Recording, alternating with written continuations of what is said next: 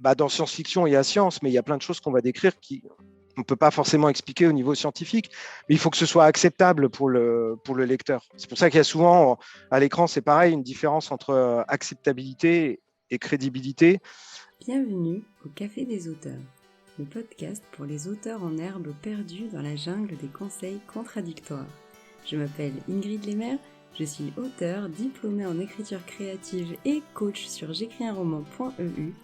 Ma mission avec ce podcast est de te détendre, de t'inspirer et surtout de te guider pour que tu puisses écrire le livre de tes rêves et le publier grâce à des conseils concrets et bienveillants et des interventions d'auteurs inspirants. Prépare ta boisson chaude favorite, c'est l'heure de souffler un peu.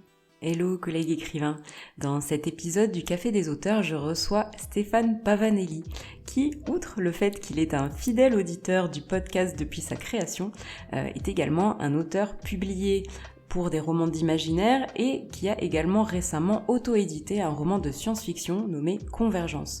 J'ai donc voulu profiter de cet épisode pour discuter de l'écriture d'un bon roman de science-fiction selon Stéphane, ses lectures et ses nombreux conseils à ce sujet, mais également le sujet de l'auto-édition quand on a déjà été publié en maison d'édition, qu'on a un petit peu d'expérience, avec notamment l'organisation d'une campagne Ulule pour financer son projet. Stéphane te donnera de très nombreux conseils bien pertinents à ce sujet, donc j'espère que cet épisode te plaira. Bonne écoute! Et on est avec Stéphane Pavanelli. Hello Stéphane, bienvenue au Café des auteurs. Salut, merci pour l'invitation. Avec plaisir. Alors, est-ce que tu pourrais te présenter à nos auditeurs qui ne te connaîtraient pas ? Je suis Stéphane Pavanelli, agent de voyage en activité principale, agent de voyage plutôt dans l'imaginaire en activité secondaire, donc je suis auteur et écrivain à ce sujet-là. Je fais ça depuis une dizaine d'années pour la partie écrivain. Donc j'ai publié quelques romans. Il y a La Voyageuse d'Ayanar qui est en 2 tomes, qui a été publié initialement chez Numérique Livre, La Voix du désert et L'Arche des étoiles. Il y a Harmonie, qui est publié depuis 2020 chez Géphir Éditions. Et il y a eu également Vie ma vie d'auteur, qui est une série qui a été publiée au format numérique sur la plateforme Doors, ex-Rocambole. Donc voilà, pour la petite présentation. Et du coup, tu écris surtout de la science-fiction, ou un peu d'imaginaire en plus, mais principalement la science-fiction, notamment avec ton dernier roman qui s'appelle Convergence. Pourquoi ce genre en particulier ? En fait, j'écris vraiment dans tous les genres maintenant, mais c'est vrai que j'ai commencé plutôt par là, on va dire par l'imaginaire, tout ce qui est fantasy, science-fiction, fantastique, avec effectivement une préférence pour la science-fiction. Je pense au départ, la raison, ça vient probablement de mes lectures. C'est par là que j'ai vraiment raccroché à la reprise de la lecture, c'est la SF, clairement. Je pense le côté aussi stimulant d'imaginer un autre monde.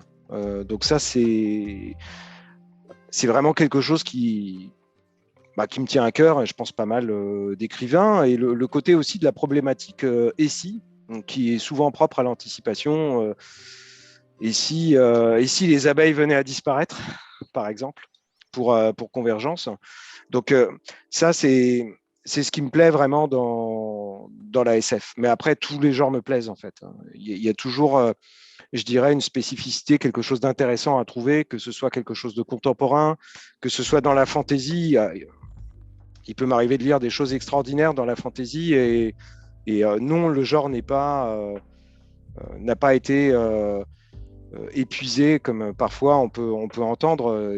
Dans tous les genres, vraiment, il y aura toujours quelque chose d'intéressant à creuser, je pense. Le contemporain, pareil. Le contemporain, quelque part, c'est de l'imaginaire aussi, puisque dès lors où c'est une fiction, c'est une sorte de micro-monde imaginaire sur lequel on va mettre en scène les personnages.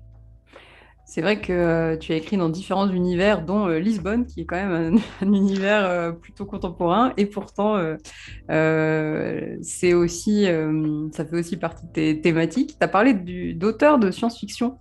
Est-ce que tu as des auteurs qui t'ont le plus influencé que d'autres ? Oui, alors il y en a quand même pas mal, mais ceux qui m'ont vraiment fait raccrocher à la lecture et après qui m'ont donné envie d'écrire, je pense en premier, c'est Orson Scott Card, donc un écrivain américain qui a publié la majorité de ses romans dans les années 80-90. Donc il est surtout connu pour les cycles d'Ender, mais il y a beaucoup d'autres romans qu'il a fait. Chez lui, particulièrement, c'est le cycle Terre des Origines. Donc en anglais, c'est Homecoming. Donc c'est une saga de planète opéra, presque space opéra, qui est en 5 tomes en fait. Et moi, quand je l'ai lu il y a une quinzaine d'années, j'ai pris une claque énorme avec ces livres. Je les ai trouvés incroyables.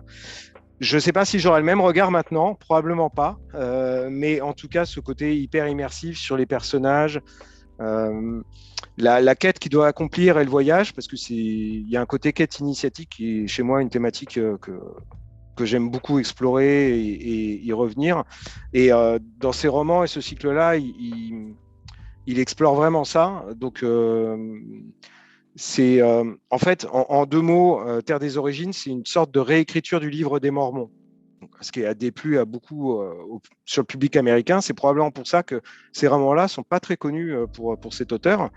Mais moi, en tant que public francophone, j'ai vraiment trouvé ça extrêmement intéressant. Donc, il y a le côté mystique, religieux, il y a le côté opposition foi et science. Parce que c'est de la SF, il y a de la technologie, on apprend effectivement pourquoi cette famille de gens sont guidés, etc., par une âme supérieure. Et vraiment, ces romans-là m'ont donné envie d'essayer de creuser le même côté immersif au niveau des personnages. Voilà, de montrer à chaque fois les différentes facettes. C'est surtout des aventures humaines en fait qui racontent dans ces livres. Même Ender, ce sont des aventures humaines. L'autre auteur vraiment qui m'a peut-être plus marqué en fait, mais on va dire que j'ai lu un petit peu après, c'est Pierre Bordage. Voilà, donc j'ai lu, je sais pas, il a publié tellement de romans, il doit y en avoir 50 ou 60, je sais plus. Moi, j'ai dû en lire une vingtaine, je crois, 15 à 20 romans, ce qui est pas mal déjà. Au départ, c'est un ami musicien qui m'a prêté Wang, qui est en 2 tomes. Donc c'est de l'anticipation en fait, avec presque un petit côté un peu cyberpunk en fait. Et c'est brutal, c'est rock'n'roll, c'est racé, en même temps c'est poétique dans la description. Et quand il m'a prêté ce livre, wow, c'est super. Et il fallait en lire d'autres quoi. Donc je suis tombé sur Les Guerriers du Silence. Très très dur à commencer parce que mal exposé, entre guillemets, mal exposé au début, c'est quand même Pierre Bordage, mais il a reconnu, hein, c'était un de ses premiers romans, son premier roman. Par contre, ça va tellement crescendo dans la suite au niveau des tomes que il faut, si jamais vous n'avez pas lu Les Guerres du Silence et que vous commencez et que vous avez beaucoup de mal avec le premier chapitre, s'il vous plaît, continuez. Parce que ça ne fait que s'améliorer quand vous arrivez au tome 2, au tome 3, là, c'est l'apothéose, Enfin voilà, il y en a plein d'autres, hein, évidemment. Le Feu de Dieu, un de mes préférés. Donc il y a un petit côté La Route, mais qui est assez différent en même temps. Mais bon, c'est un côté post-apocalyptique. Donc un chouette roman.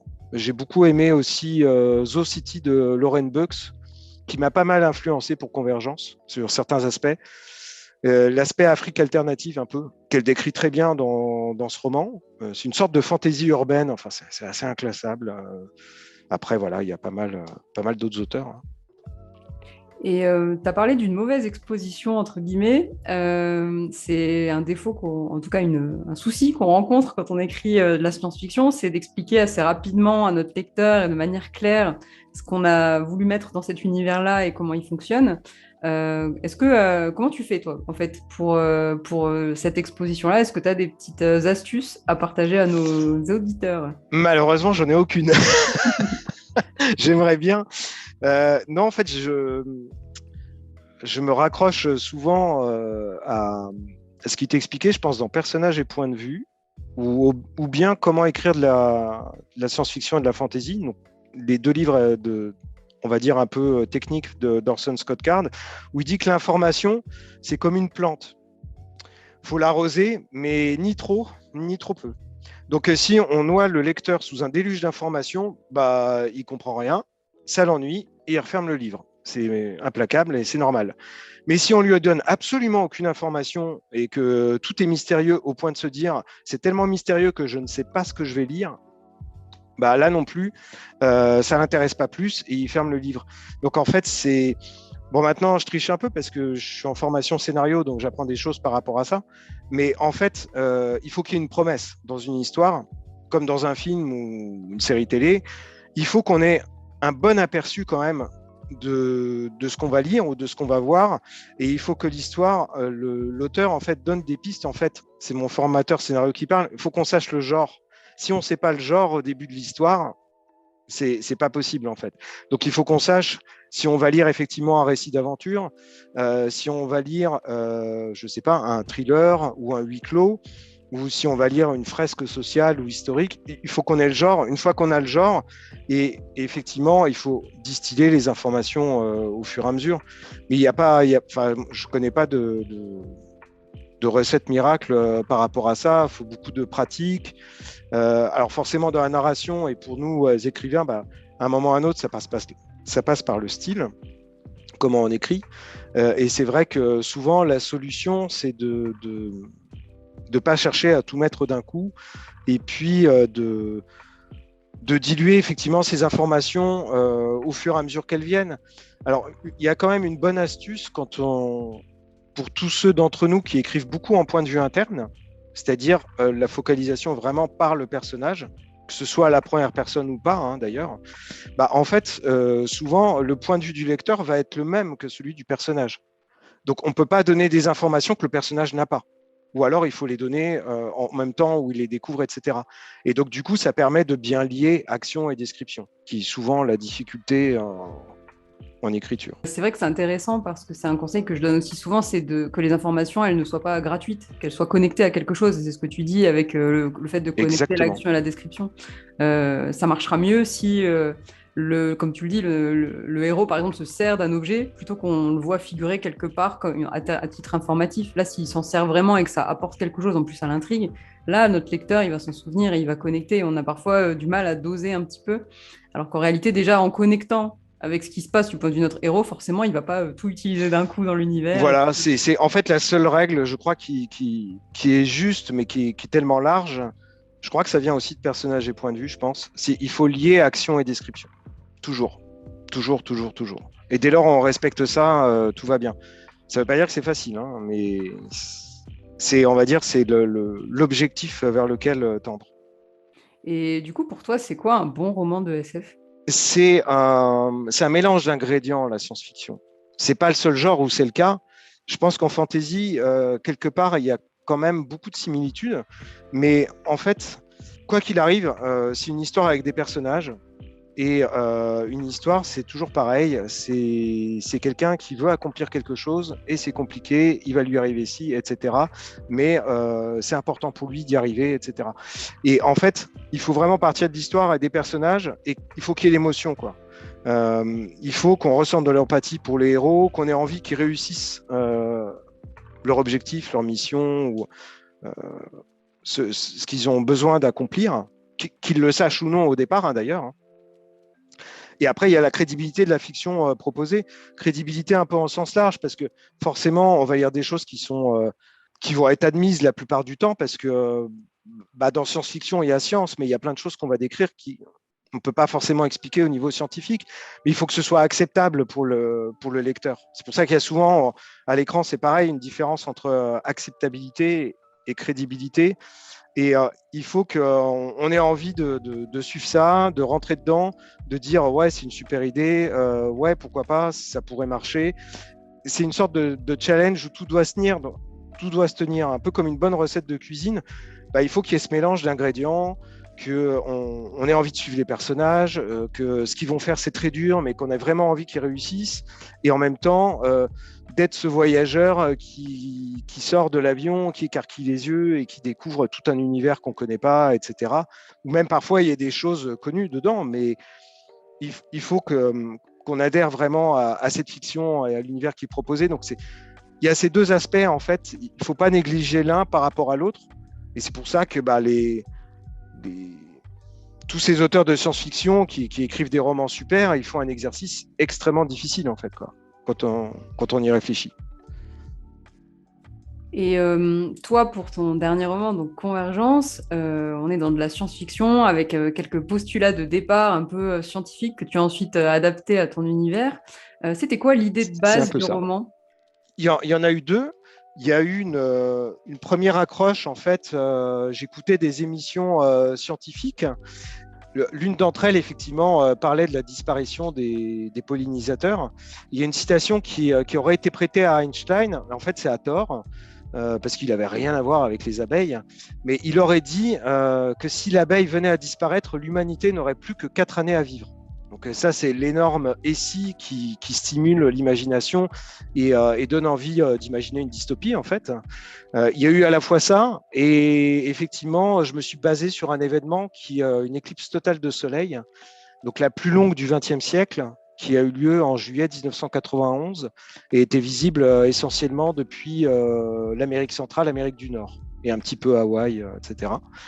Et en fait, j'ai commencé à imaginer des événements, un monde dans le futur, cette héroïne dans le passé, comment éventuellement ces deux histoires pourraient se rejoindre l'une par rapport à l'autre. C'est comme ça que j'ai posé un petit peu les bases de l'histoire. En fait, je triche un peu en disant ça parce que c'est pas tout à fait vrai.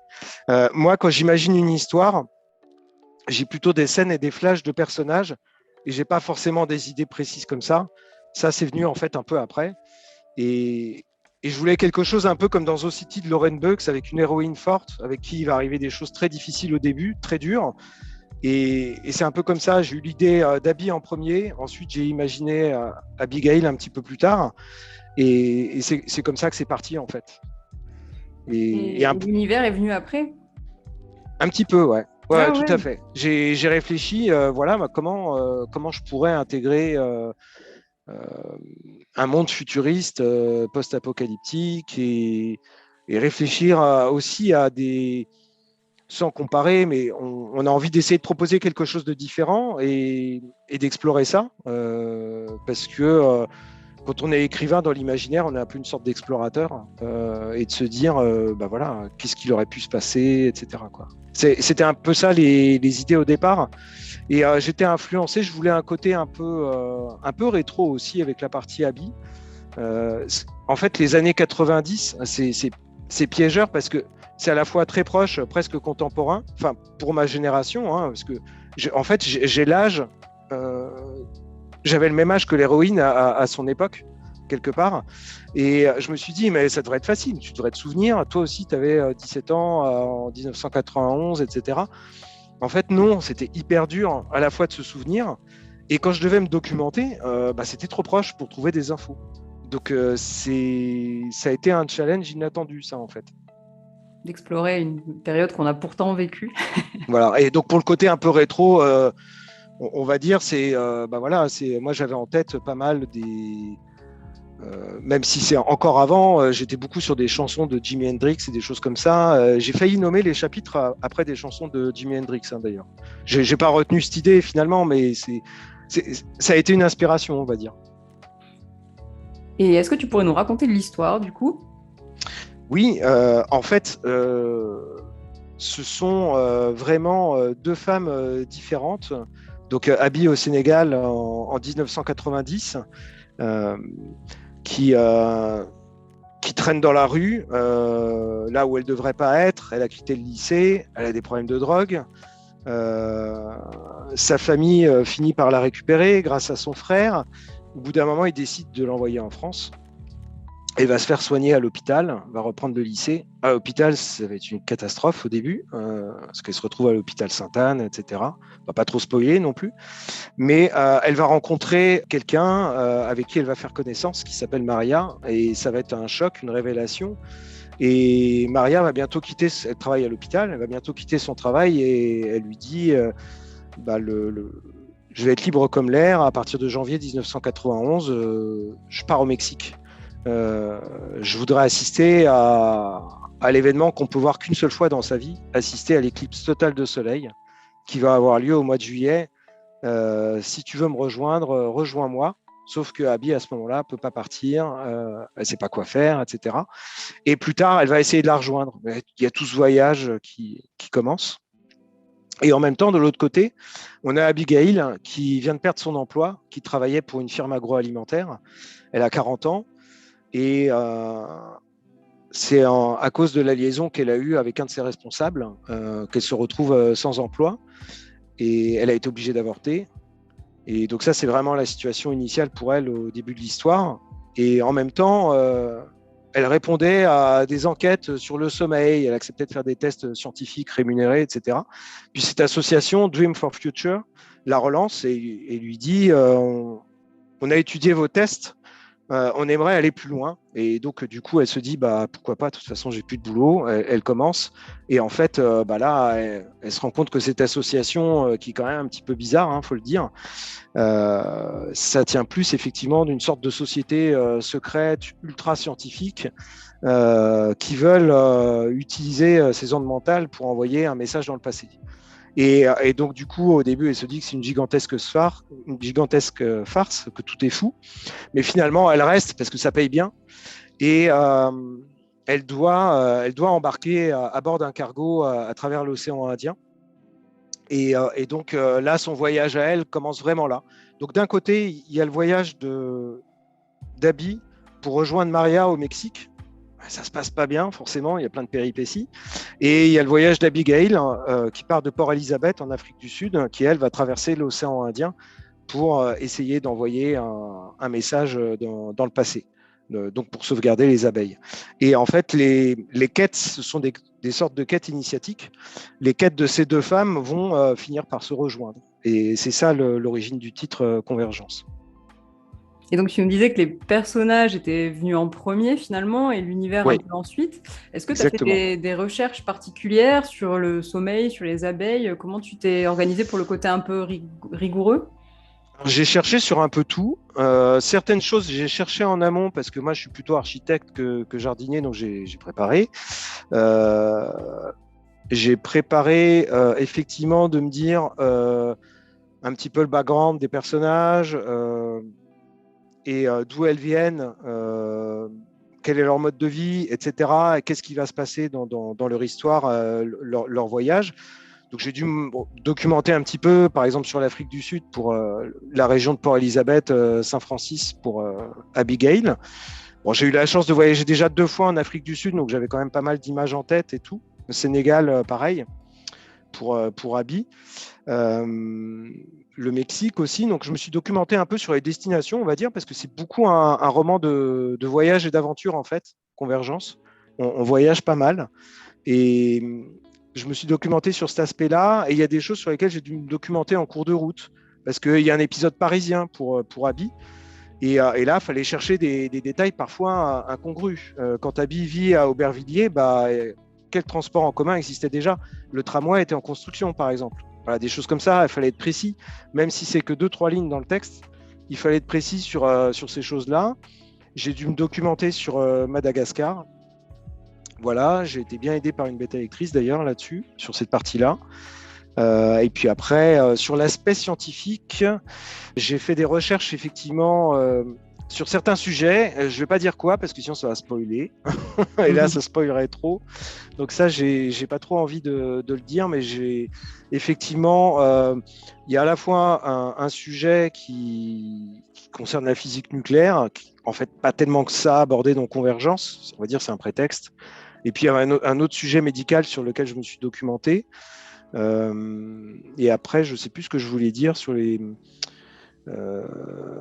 abeilles. Oui, j'ai dû me documenter un peu aussi, à la fois, pas forcément par rapport à l'impact dans le futur que ça aurait, parce que je pense que c'est difficile de se rendre compte maintenant. Il n'y a pas tant que ça des articles qui vont vraiment nous dire, bon, ce serait...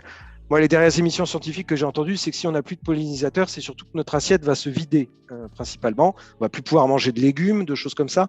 Donc, c'est pas tant cet aspect-là qui m'intéressait. C'était plus, effectivement, par exemple, il y a une scène avec une ruche dans le roman, qui se situe à peu près aux 2/3 du roman, dans la partie 1991. Et là, avec la ruche, il fallait être très précis. Donc là, j'ai cherché des articles d'apiculture, de choses comme ça. j'ai posé des questions à des gens parce qu'il fallait que je connaisse toutes les fonctions des différentes abeilles, les ouvrières, les gardiennes, etc. Pourquoi ils utilisent un enfumoir, ce genre de choses, quoi. Donc ça, c'était des choses un peu techniques sur lesquelles je n'avais pas forcément prévu de me documenter au départ, mais que j'ai dû... Mais c'est ça qui nous fait plaisir aussi quand on est écrivain, quoi. C'est clair, c'est de devenir incollable sur des sujets un peu incongrus, comme le fonctionnement d'une ruche. Ce roman-là, tu l'as financé avec une campagne Ulule. Est-ce que tu peux nous dire déjà pourquoi ce choix et comment ça s'est déroulé pour toi? Il me semble que c'était une première. C'était une deuxième, mais Ah, une presque une deuxième. première. Ouais, pour La Voyageuse d'Ayanar, c'était une plus petite campagne. J'ai réalisé un décor, un diorama qui représente la ville de Pyros. Et donc, j'avais pris un artisan à l'époque pour faire cette réalisation et on était passé par une campagne de financement. Mais ce n'était pas, on va dire, le même investissement en termes de temps, etc., ni financier d'ailleurs. Donc, quelque part, je connaissais un petit peu l'univers des crowdfunding, mais en même temps, là, c'était nouveau parce qu'il s'agissait de chercher plus de gens, de chercher plus de fonds, d'étaler ça peut-être un petit peu plus dans la durée et puis de beaucoup communiquer dessus. Donc ça, c'était nouveau et ça m'a obligé à sortir de ma zone de confort, à enregistrer des vidéos, par exemple, ce que je ne sais absolument pas faire au départ, des choses comme ça, quoi. Et tu étais déjà publié en maison d'édition, je pense notamment à Harmonie qui est publié chez Géphir. Pourquoi avoir fait le choix de l'édition indépendante pour Convergence? Et est-ce que c'est une bifurcation définitive ou... Non, rien n'est définitif. Je pense, en fait, ce qui s'est passé, c'est qu'avant pandémie, je réfléchissais à être hybride, on va dire, et c'est un mot qui revient maintenant pas mal en auto-édition, ou chez les auteurs édités, d'ailleurs, puisque en fait, ça veut dire qu'ils font les deux. En fait, moi, ce qui m'intéresse, ce sont les collaborations, que ce soit avec un éditeur ou en édition indépendante, auto-édité. Quelque part, on fait un petit peu le même travail, sauf que c'est l'auteur qui devient éditeur et donc qui finance, qui prend les risques, etc. Mais le taf reste un peu le même, en tout cas celui que j'ai fait pour Convergence. Et en fait, moi, ce qui m'intéresse, c'est vraiment de faire vivre les projets, qu'il y ait ces collaborations qui se développent, qu'on arrive à produire le meilleur travail possible. Et c'est vrai qu'avec les éditeurs traditionnels, on va dire, à compte d'éditeurs, souvent, il faut être très patient. Je sais que c'est un sujet qui est déjà revenu plusieurs fois dans tes épisodes, donc on ne va pas le développer, mais il faut être patient, on attend les réponses, etc. Donc parfois, ça veut dire qu'il y a des périodes pendant 6 mois, 1 an, plusieurs années, où on ne va pas forcément avoir d'actualité littéraire et autres. Et ça, moi, c'est un truc que je ne vis pas hyper bien. J'aime bien effectivement que mes projets y vivent. Et moi, mettre un texte dans le placard, c'est quelque chose d'assez horrible que je ne veux plus faire. Et je me suis dit en 2018-2019 que je réfléchissais à être hybride, à me renseigner, etc. À l'époque, les statuts, c'était hyper compliqué. Maintenant, c'est un petit peu plus simple. Puis, il y a eu la pandémie. Alors, c'est vrai qu'on a bossé avec Géphir Édition quand même pendant la pandémie, parce qu'en fait, c'était déjà enclenché avant. Et on s'en est plutôt bien sorti, même d'ailleurs, vu le contexte. Et avant, j'avais bossé avec Numérique Livre, une maison qui n'existe plus parce que l'éditeur nous a quittés. Et il y a eu l'expérience d'Ors Rocambole qui était très intéressante. Mais on va dire là, c'est un autre média, c'est autre chose. Et donc, pour les romans, en tout cas, qui se destinent à l'impression papier, je me suis dit, on sort de la pandémie, etc. Les éditeurs croulent sous les manuscrits, ils ne sont pas forcément dispo. Ça fait un moment que j'ai plus de contact avec eux. Allez, on y va, on tente l'auto-édition, on va voir ce que ça donne. Et je vais apprendre des choses, ce qui a été le cas en fait. Ce qui peut m'améliorer en fait en termes de... J'en ai discuté d'ailleurs avec mon éditrice, c'est que ça peut améliorer ma collaboration avec des éditeurs d'ailleurs. Parce que je pense que la relation, elle devient plus pareille quand tu sais ce que c'est que de faire des allers-retours avec un imprimeur, que tu n'arrives pas forcément à tenir les délais. C'est le sujet de fabrication du livre, mais il faut être un peu devin, parce que c'est un truc de dingo, de savoir à quel moment on donne, par exemple, un truc tout bête. On aimerait bien pouvoir donner toutes les infos pour faire un dépôt à la BNF en temps et en heure. Ah Mais oui. comme on ne sait pas combien de pages il va y avoir dans le livre jusqu'au tout dernier moment, parce que l'imprimeur va décider de l'épaisseur de la tranche, eh ben, on est obligé d'attendre. Et comme on ne connaît pas le nombre de pages, etc., le poids. Donc bref, on se retrouve, il y a une sorte de truc qui se télescope vers la fin où tout se retrouve un peu en urgence, dépôt légal, bon à tirer, impression, etc. Sans compter évidemment qu'il y a le travail édito, tout ce qui s'ensuit. Hein. Donc je pense que c'est intéressant en fait, d'être hybride, moi, ça peut m'apporter un côté professionnalisation qui, je pense, est utile pour des collaborations avec des éditeurs classiques. Et ce que j'apprends avec des éditeurs peuvent enrichir ce que je pourrais souhaiter faire en termes d'édition indépendante. Moi, j'avais posté ça il n'y a pas très longtemps sur un article. Moi qui suis musicien aussi, je compare ça souvent à la musique. Bah, quand on n'est pas forcément hyper expérimenté ou qu'on fait des collaborations dans des groupes, il y a toujours une sorte de chef d'orchestre ou de leader dans le groupe qui va dire qui fait quoi, etc. Mais après, on peut avoir envie de faire son propre disque et de dire je vais bosser avec tel batteur, je vais prendre tel bassiste, etc. Évidemment, bien plus modestement pour Convergence, mais j'ai imaginé les choses un petit peu comme ça en me disant je vais chercher mes prestats, on va réunir une team autour de nous pour faire le projet et voilà, quoi, c'est venu comme ça. Et aujourd'hui, cette campagne, du coup, elle s'est terminée. Est-ce que tu as des conclusions, peut-être des conseils là-dessus qui te viennent suite à cette campagne? Ouais, alors il y a quand même, sur les campagnes de financement, il ne faudrait pas que ça apparaisse comme une boîte de Pandore ou un truc formidable obligatoirement que tout le monde peut faire, parce que c'est faux. Moi, je ne conseillerais jamais ça. Moi, j'ai une petite communauté, mais qui reste petite. Et c'est vrai qu'aller chercher les soutiens, c'est un vrai job à plein temps qui va vous bouffer énormément de temps, d'énergie. Et émotionnellement, c'est pas évident non plus. Ça, moi, je le savais parce que je l'avais déjà fait une première fois. J'avais pris une première dose homéopathique, on va dire. Mais là, c'était un level nettement supérieur. Et on m'avait déjà prévenu autour de moi. Je savais un peu à quoi m'attendre, mais je l'ai quand même pris un peu dans la figure, effectivement, à la fois tout le boulot à fournir. Et en même temps, j'étais sur la fin de l'éditorial de Convergence. Donc, j'avais les deux aspects à traiter. Pas rater ma campagne et puis aussi la priorité au boulot édito parce que le livre allait sortir. Donc c'est vrai que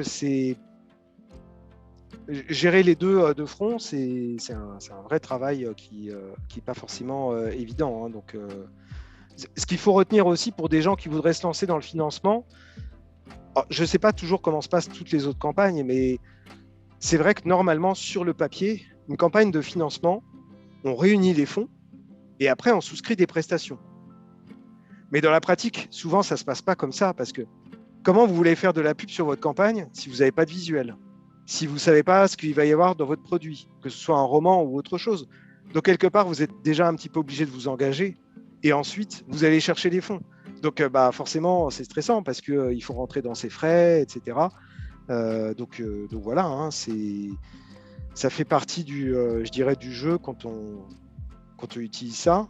Par contre, quand ça marche, c'est un tremplin qui me permet de faire des choses super, hein, parce qu'on sort de sa zone de confort, on a des soutiens parfois inattendus. J'ai eu des soutiens d'une scénariste dans le cinéma, par exemple, qui s'appelle Isabelle, que je salue. Voilà, donc il se passe aussi des trucs formidables, mais c'est beaucoup de travail. C'est clair que c'est un travail, comme tu le disais, à plein temps, déjà rien que de chercher des fonds, en fait. Il y a des gens qui font ça à longueur de journée, c'est leur métier. Et en plus, toi, tu avais vraiment la casquette, entre guillemets, du chef de projet de l'édition de ton livre, l'éditeur en chef, hein, on va dire. Et les deux se déroulent souvent en même temps dans beaucoup de campagnes Ulule. J'ai rarement vu ça pour des livres où voilà, on a tout bouclé avant et maintenant on peut faire la campagne, c'est très rare. Et puis du coup, il n'y aurait pas forcément besoin d'une campagne. Enfin bref. Et c'est vrai que du coup, je te rejoins sur le fait de ne pas forcément le conseiller à tout le monde et je dirais de ne pas forcément le conseiller à des personnes qui débutent complètement et et dont c'est peut-être le premier projet, etc., je dirais de se faire peut-être plutôt la main sur autre chose d'abord. Je ne sais pas si tu me rejoins là-dessus. Complètement. Complètement. Et le bon indicateur, il faut avoir, parce que quasiment tout va passer par Internet, donc les réseaux sociaux, avec ce que ça comporte de bien et pas bien. Ça a l'avantage d'être gratuit pour l'essentiel, sauf si on passe par des pubs financées, etc. Mais donc il faut avoir un nombre conséquent d'abonnés sur Instagram, Facebook, Twitter, etc. Et c'est vrai que si vous n'avez pas une grosse communauté, en fait, la communauté doit être en rapport avec la somme que vous voulez réunir ou au nombre de contreparties si vous tablez par exemple sur un nombre de précommandes. Moi je n'ai pas beaucoup d'expérience là-dessus, mais c'est vrai qu'effectivement, j'ai l'impression, à réfléchir a posteriori, que quand on lance une campagne, on peut considérer en soutien, en faisant vraiment un job intense d'aller chercher tous ces soutiens, on va réunir entre 10 et 15% de sa communauté, pas plus. Clairement. Donc dans le meilleur des cas, en fait. Donc, ça veut dire que c'est quelqu'un qui dit je veux réunir 500 euros, tout le monde peut le faire quelque part. Mais si je veux réunir 10 000 euros, bon, ce qui n'était pas le cas pour Convergence, mais si je veux réunir 10 000 euros, regardez bien votre communauté d'abord. Alors, c'est vrai qu'il y a des gens et parfois qui ne sont pas forcément hyper expérimentés et qui font des campagnes et ça explose au bout de quelques jours parce qu'il y a du buzz qui se crée, qu'il suffit que ce soit relayé par des personnes influentes ou autres. J'avoue que j'en sais rien. Mais enfin voilà. Mais ça peut être un très très bon outil. Et je pense effectivement peut-être à ne pas mettre entre toutes les mains dans le sens il faut faire un peu une sorte d'étude de marché, on va dire, pour étudier la question. Il faut qu'il y ait un embryon d'étude de marché au minimum pour se dire ok, je me lance là-dedans. Parce qu'il ne faut pas oublier que si vous n'atteignez pas moi j'ai dû baisser mon palier par exemple. Si vous n'atteignez pas la somme demandée, tous les soutiens récupèrent leur argent et vous n'avez plus rien. Donc il faut bien comprendre que ça, c'est la condition des financements participatifs. Et effectivement, on voit beaucoup, je trouve, enfin en tout cas quand on se balade sur l'Instagram littéraire, on voit beaucoup les succès, les campagnes Ulule qui explosent. Bah oui, forcément, parce que ces personnes-là sont celles qui ont le plus de portée, le plus d'abonnés, donc ces posts-là, ils vont forcément plus arriver à nous que justement les toutes petites campagnes, peut-être celles qui ne fonctionnent pas. J'imagine qu'il y en a quand même quelques-unes, même si on ne les voit pas, elles sont là. On voit souvent que le positif, hein. Là, dans ce cas-là, je trouve que c'est vraiment le cas. Et par exemple, on voit peu de campagnes aussi à très petit budget ou ce genre de choses. Parce que ces personnes-là, elles ont justement moins d'abonnés, elles ont du mal à arriver jusqu'à nous. Donc j'aime beaucoup ton conseil d'effectivement se dire j'ai combien d'abonnés, combien je pense qui pourraient être intéressés par mon livre. Je crois que c'est Nathalie Bagadet qui expliquait ça, à mon avis, dans une de ses vidéos qui était très bien, qu'effectivement, il faut faire même si c'est un chiffre grossier, un ratio par rapport à sa communauté est une bonne base de départ pour savoir qu'est-ce qu'on peut réunir, au moins en termes de somme. Après, si on part sur un nombre de précommandes, c'est peut-être encore autre chose, mais voilà, je pense que ça donne une bonne idée de départ. Après, pour contrebalancer ça aussi, il faut bien retenir que les plateformes de financement, leur intérêt, c'est que vous y arriviez. Parce qu'elles vont prendre leur commission après derrière, donc ils vont tout faire pour que vous puissiez y arriver. Et s'il y a des choses à ajuster en cours de route, ce qui, moi, a été mon cas, elles le permettent. Elles le permettent parce que comme ça, tout le monde est gagnant, parce que vous, finalement, vous réunissez quand même, peut-être pas la somme prévue au départ, mais vous réunissez une somme qui va quand même être importante pour financer votre projet.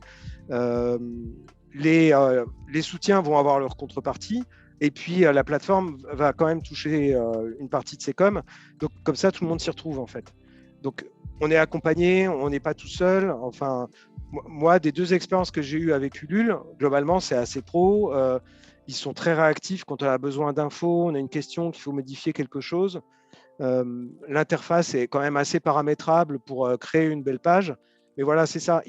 Donc, bien faire son étude de marché et évaluer sa communauté de ce qu'on veut proposer. Et 2, mais il faut soigner sa page. Moi, il y a des gens qui m'ont aidé à améliorer ma page, même une fois que ça avait commencé. Attention, tu as vu qu'il y avait ci, il y avait ça, etc. Et c'est vrai que c'est hyper important. Ça fait appel à plein de qualités différentes. Il faut être un peu graphiste, il faut être chargé de com, il faut être vidéaste, et puis il faudra à un moment ou à un autre prendre beaucoup son téléphone et chercher son noyau dur parce que ça vient toujours de là, ses amis, sa famille, etc. Et puis après, c'est eux qui vont éventuellement être capables d'aller chercher les proches ensuite et d'élargir le cercle. C'est tout le temps comme ça. Donc, mais en plus, moi, ce que ça m'a appris, c'est que, parce que parfois, moi, je ne suis pas forcément commercial ou prospecteur dans l'âme, mais il y a des gens qui vont être hyper contents, même si ça fait longtemps que vous n'avez pas de nouvelles et vous les recontactez pour leur dire que vous avez un projet. Il ne faut pas leur parler que de vendre votre projet, bien sûr, mais ça m'a forcé à reprendre contact avec des gens que j'avais parfois un peu perdu de vue et ils étaient contents d'avoir des nouvelles, tout simplement. Donc, rien que pour ça, c'était un des points positifs de sortir de ma zone de confort. On en parlait cette semaine en masterclass Instagram sur J'écris un roman, le fait que notre communauté, c'est des humains en fait. C'est pas un algorithme, c'est des vrais humains derrière et ils sont contents aussi et ils ont envie de lire notre livre, sinon ils nous suivraient pas sûrement de la première vue. Enfin, en tout cas, je parle des personnes qui ont un compte auteur sur les réseaux sociaux, Instagram ou pas. Et c'est vrai qu'on a un peu tendance à oublier ça, alors qu'en réalité, c'est comme ça qu'on ferait s'il n'y avait pas les réseaux sociaux, on irait voir nos amis pour leur dire qu'on a écrit un livre, quoi. Oui, tout à fait. Ouais. On a beaucoup parlé technique, mais moi, tu le sais, mon dada, c'est la confiance en soi. Comment a évolué la tienne entre la première fois peut-être que tu as écrit, publié, entre toute ton aventure éditoriale et indépendante? Qu'est-ce que tu dirais de cette évolution? Et est-ce que tu aurais un conseil pour le jeune Stéphane qui se demandait s'il était capable d'écrire et de publier un livre? Le jeune Stéphane, je lui disais, mais pourquoi tu n'as pas fait ça 10 ans plus tôt, quoi? Non, c'est. En fait, la question, elle est vraiment très intéressante et je pense que tout le monde devrait se la poser. C'est difficile à évaluer parce que d'un côté, cette confiance, elle va augmenter. Parce que c'est en forgeant qu'on devient forgeron. Plus on travaille sur des textes, plus on va s'aguerrir et on va acquérir à la fois des automatismes, des techniques. On va développer ces techniques à soi. On va avoir plus de capacité à trouver des solutions. Par exemple, moi, mon point faible au départ, c'était les révisions. Et j'avais une très mauvaise confiance en moi pour revoir un texte. Oh là là, si je change la phrase, là, ça ne va plus marcher, il va y avoir ci, il va y avoir ça. Ah ouais, mais est-ce qu'il faut vraiment complètement changer ou ôter un personnage, en rajouter un? Moi, c'était horrible, tout simplement, d'envisager tout ça au début. Donc, je voulais juste envisager des virgules, changer un verbe ou des trucs comme ça. On sait bien que ça ne suffit pas. Et donc là, effectivement, cette confiance, elle s'est nettement améliorée. Et de l'autre côté, il y a beaucoup plus. Je crois que c'est pareil. J'ai jamais rencontré un auteur qui m'a dit le contraire. J'ai beaucoup plus d'exigences envers moi-même sur ce que je fais. Et je crois que c'est à 100% tous les auteurs, les autrices. À chaque fois que je discute autour de moi, c'est ça. Et donc, du coup, parfois, on est un peu trop dur avec soi-même, peut-être. D'un côté, c'est bien parce qu'on se dit si, tu peux refaire encore une passe, il y a sûrement une meilleure idée à trouver, tu peux mieux réussir cette description, etc. Et de l'autre, ça entame un petit peu le capital confiance aussi parce qu'on a plus de mal à se satisfaire. Et c'est vrai qu'aussi, au bout d'un moment, il faut savoir se satisfaire de quelque chose.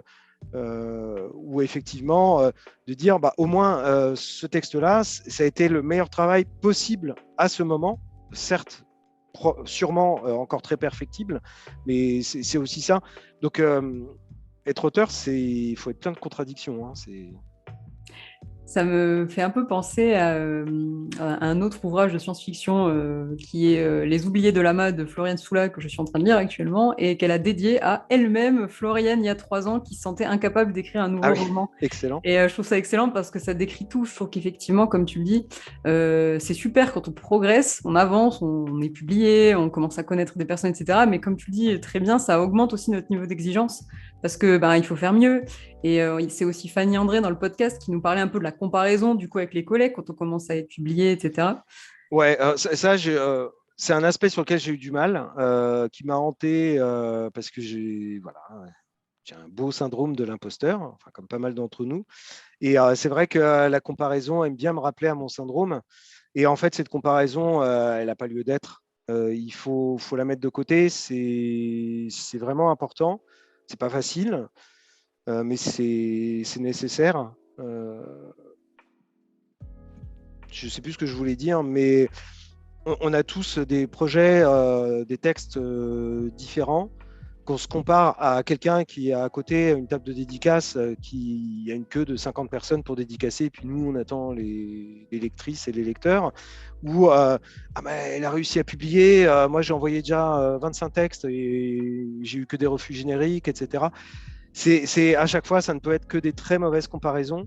Ça ne tient pas compte du contexte, ça ne tient pas compte du hasard et des coïncidences. Il faut bien se dire, pour ceux qui nous écoutent, que en fait, pour être pris sur une collaboration avec un éditeur, une éditrice, forcément, il faudra que le texte ait une qualité minimum et qu'il ait le potentiel d'être travaillé pour donner vraiment un résultat qui va être viable commercialement, parce que c'est ça que va regarder l'éditeur, hein, c'est normal. Mais ce facteur-là, il arrive souvent en dernier, après plein d'autres, où il faut qu'il y ait un peu une sorte d'alignement des planètes, contacter la bonne personne au bon moment. Ah ouais, votre histoire, elle est bien, parce qu'on risque déjà de ne pas tomber sur les bonnes personnes, donc votre texte, il n'est même pas lu. Alors des fois, il est lu, mais par quelqu'un qui accroche pas, parce que c'est pas la thématique, ou bah ouais, mais la collection, en ce moment, elle est fermée, ou bien... ah ouais, mais on a publié une histoire qui ressemble beaucoup à la vôtre, mais on l'a publiée il y a 2 mois, donc on va pas reprendre quelque chose pareil, etc., etc. Et donc ça, c'est vrai que ça entame aussi beaucoup le capital confiance, ça alimente le syndrome de l'imposteur et tout ça. Et moi, le fait d'être hybride, ça m'a permis aussi de m'affranchir un petit peu de ça, parce que au final, de vivre le processus éditorial sur Convergence et de le publier, j'étais aussi heureux et excité que si je travaillais avec un éditeur. Voire c'était limite un peu plus excitant parce que j'étais derrière les manettes, donc c'était parfois un peu plus stressant aussi. Donc en fait, il faut bien se dire qu'il y a beaucoup de choses qui sont artificielles derrière tout ça, et enfin, il faut s'accrocher, quoi. C'est une bonne conclusion, je pense, c'est ça, on s'accroche, quelle que soit la voie qu'on choisisse, édition, auto-édition ou hybride. Je suis assez d'accord avec toi là-dessus. Un dernier mot sur peut-être tes futurs projets après Convergence, qu'est-ce qui va se passer dans tes projets d'écriture ? Alors, on va dire il y a trois thèmes par rapport à mes projets, parce que je suis obligé un petit peu de séparer les choses.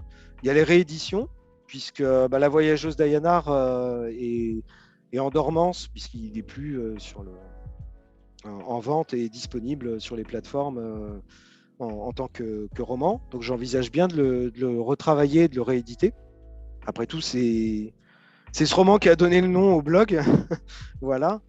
Donc c'est un diptyque un peu science fantasy avec des héros adolescents qui se passent sur un autre monde. Mais en premier, je pense, va venir la réédition de Vie, ma vie d'auteur, parce que c'est un texte plus court que je vais rééditer en numérique. Et comme je suis en formation scénario en ce moment, il se pourrait que j'ai quelques chapitres pour alimenter de ce côté-là. Voilà, avec un petit peu l'aspect scénario, scénariste, ça pourrait être rigolo.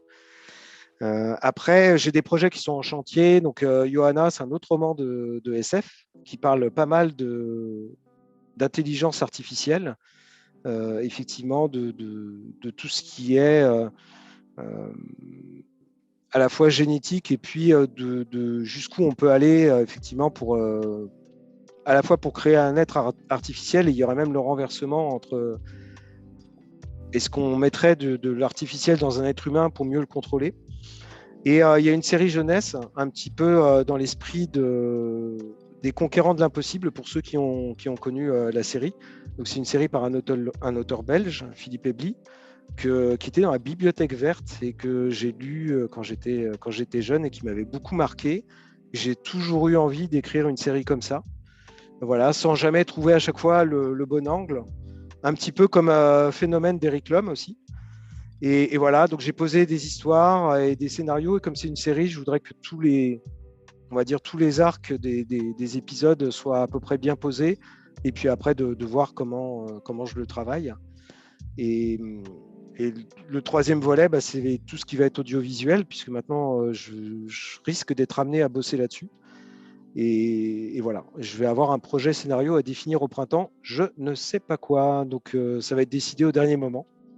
Voilà, notre formateur nous conseillant de partir avec un projet neuf, ce que je conçois tout à fait. Voilà. Ça te fait un agenda bien chargé. Ouais, c'est clair. Moi, j'espère te recroiser en salon Avec plaisir. dans l'année. Je te remercie surtout pour tous ces partages très clairs et très aussi, je pense, utiles pour des auteurs en herbe qui souhaitent écrire de la science-fiction ou se lancer dans l'auto-édition. Donc, merci beaucoup pour ça, Stéphane. Je mettrai dans les notes du podcast les liens pour que tu puisses retrouver Stéphane et ses livres. Et quant à moi, eh bien, je te remercie d'avoir écouté cet épisode jusqu'au bout. Merci beaucoup d'avoir écouté cet épisode jusqu'au bout.